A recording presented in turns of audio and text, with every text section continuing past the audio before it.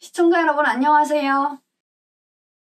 평양의 여자 나민이입니다. 반갑습니다. 제가 초등학교를 다닐 때까지만 해도 교과서에는 헐벗고 굶주리는 남녘의 어린이들이라는 표현이 있었습니다. 하지만 언제부터인가 이런 표현이 사라졌고 한국에 대해 언급을 피하기 시작했습니다.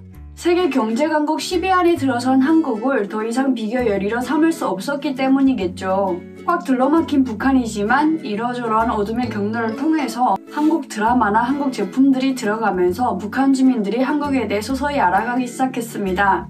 한국이 세계에서 10손가락 안에 드는 잘 사는 나라라는 건 이제는 북한에도 다 알려진 사실입니다. 대놓고 한국을 좋아하거나 한국의 소식을 떠들고 다닐 수는 없지만 한국을 동경하는 생각이 많이 확산되고 있는 것이 현실입니다. 그래서 이번 시간에는 평양 사람들이 한국을 자랑스럽게 생각하는 순간들에 대해서 이야기해 드리려고 합니다. 평양에서 살았던 저 평양의 여자 나민이의 개인적인 생각이라는 점, 지역 간 이동이 자유롭지 못한 북한이다 보니 평양을 제외한 다른 지방에서는 경험이 다를 수 있다는 점 미리 말씀드립니다. 오늘은 지금까지와는 달리 욕순으로 가보려고 합니다. 먼저 탑3는 2002년 한일 월드컵 4강 신화입니다. 2002년 당시 제가 갓 중학생이 되었을 때였는데요. 그때 분위기가 아직도 기억이 납니다. 한국이 본선 진출하기 전까지만 해도 사람들은 별로 관심이 없었어요. 그때까지만 해도 북한 사람들은 한국이 그렇게까지 축구를 잘한다고 생각하지 못했거든요. 굳이 비교를 한다면 북한이 한국보다 축구를 잘한다고 생각을 했습니다. 왜냐면 1966년 영국 런던 월드컵에서 북한이 8강 진출에 성공한 기록을 가지고 있었기 때문이죠. 2002년 한일 월드컵에 북한이 불참한 사실을 한국에 와서야 알게 되었는데요. 어쨌든 북한이 없으니 딱히 응원할 국가가 없었던 북한 사람들에게 한국이 본선에 진출했다고 하니 관심을 가지기 시작한 거죠. 본선 저별 예선전에서 한국이 D조에서 7점을 받고 1위로 16강에 진출했습니다. 같은 조에 있던 미국은 2위로 올라갔죠. 미국보다 높은 점수를 받았다고 하니 괜히 기분이 좋았습니다. 북한은 미국과 일본은 꼭 이겨야 한다는 생각이 있거든요. 16강전에서 한국이 이탈리아랑 붙었을 때도 북한 사람들은 다 한국을 응원했습니다. 66년 런던 월드컵에서 북한이 이탈리아를 이겼던 것처럼 한국도 이겼으면 하는 바람이었죠. 16강에서 이탈리아를 이기고 8강에 진출했습니다. 상대는 축구 강국 스페인, 북한에서는 에스파냐라고 불렀는데 이기길 바라면서도 상대가 너무 강한 팀이라 저도 괜찮겠다 하는 생각을 했었습니다. 근데 스페인도 이겼다는 소식을 듣는데 너무 기쁜 거예요. 북한이 넘지 못한 8강 문턱을 남한이 넘었다는 사실에 너무 뿌듯하고 고마웠습니다.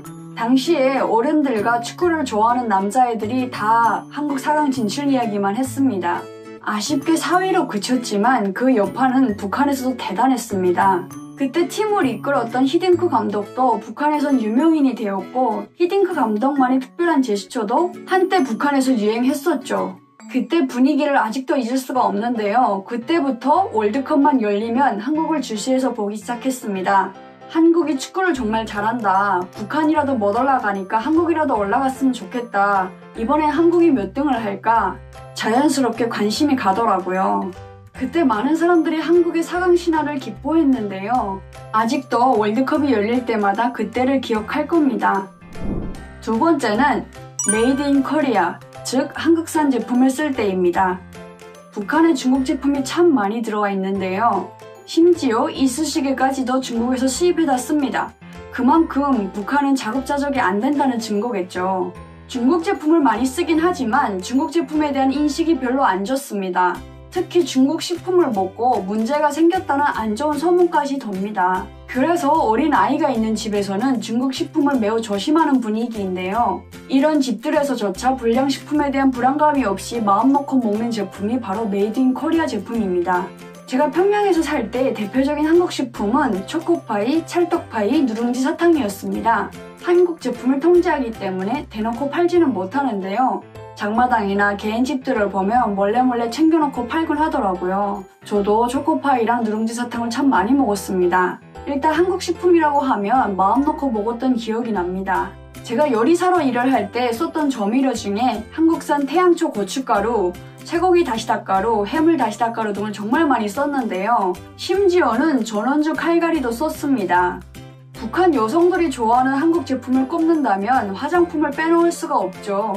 여성들의 경우 화장품을 잘못 쓰면 피부에 트러블이 생기고 뒤집어지곤 하니까 화장품의 안정성에 특별히 신경을 많이 쓰는 편인데요. 제가 2014년까지 평양에서 살았는데 그때까지 화장품의 안정성, 기능성에서 최고의 제품은 한국의 버브 제품이었습니다. 물론 북한도 최근 들어 화장품 분야에 많은 투자를 해서 범양기, 운하수, 금강산, 미래 등 여러 가지 화장품 브랜드들이 생겼는데요. 써본 경험에 의하면 기능성 측면에서는 아직 많이 부족합니다. 식품이 됐든 화장품이 됐든 여러 가지 경로로 한국 제품을 구매하게 되면 가장 먼저 눈에 띄우는 한글로 된 사용 설명서나 태그를 보게 되는데요. 이때는 정말로 희열을 느끼기도 합니다. 북한 제품에서 못 느꼈던 만족감을 한국 제품을 통해서 대리만족했던 것 같아요. 한국 제품은 평양에서도 최고로 인기가 많고 한국 제품을 쓸 때마다 대한민국을 자랑스럽게 생각하곤 합니다. 대망의 첫 번째는 88 서울올림픽입니다. 88년에는 제가 태어나지 않았기 때문에 직접 느껴보진 못했습니다. 88 서울올림픽이 있었는지도 모르고 있었다가 2008년 베이징 올림픽 때 알게 되었는데요. 중국과 북한이 우호 관계여서 그런지 2008년 베이징 올림픽에 대해서 북한에서도 크게 보도가 됐었고 특집까지 만들어서 방영했습니다. 예전의 올림픽들에 대해서는 그렇게까지 크게 보도한 적이 없었어요. 제 기억으로는 2000년대 초반부터 2008 베이징이라는 글자가 씌어진 옷들이 보이기 시작했는데요. 중국이 올림픽을 개최한다는 이야기를 듣고 매우 놀라웠습니다. 언제 중국이 저렇게 발전했지? 덩샤오핑의 개혁개방 정책으로 잘 살아졌다더니 점점 발전했나 보다. 북한은 10년, 20년이 지나도 올림픽 개최가 불가능할 것 같은데 라는 씁쓸한 생각이 들기도 했습니다.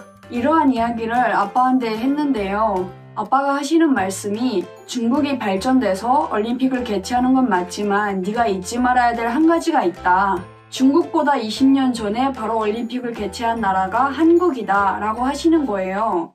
물론 한국이라고 하시지 않고 남조선이라고 하셨죠. 깜짝 놀랐습니다. 10년도 아니고 무려 20년 전에 올림픽을 개최했다니 그게 가능한가 싶은 거예요. 당장 먹고 살기도 힘든 2008년의 북한, 그로부터 20년 전에 올림픽을 개최한 한국. 이 사실 하나만으로도 북한과 한국이 얼마나 큰 차이가 있는지 느껴지더라고요. 88 서울올림픽에 대해서 더 이상의 자세한 이야기는 듣지 못해서 아쉬웠는데 한국에 와서 드라마 응답하라 1988을 보면서 궁금증이 다소 해결됐습니다. 이것뿐이 아니죠. 한국에 와서 2018 평창 동계올림픽을 직접 볼 수 있었는데요. 북한에서는 겨울철 올림픽이라고 합니다. 북한에서 정전될까봐 마음을 졸이면서 TV 스크린을 통해 올림픽을 볼 때는 한국에 와서 직접 올림픽을 볼 거라고는 상상도 못했습니다. 분명히 북한 주민들도 2018 평창 동계올림픽을 보면서 자랑스럽게 여겼을 거라 생각합니다. 한국이 자랑스러우면서도 많이 부럽고 북한은 언제쯤 올림픽을 개최해보나 허전하고 그랬을 거예요. 네, 여러분, 오늘 제가 평양에 살면서 한국을 자랑스럽게 생각했던 순간 탑3에 대해서 말씀드렸습니다. 북한 주민들도 한국 제품을 마음껏 쓸 수 있는 날이 오기를 바라며 이번 영상 마무리하겠습니다. 시청해주셔서 고맙습니다. 지금까지 평양여자 남인이었습니다.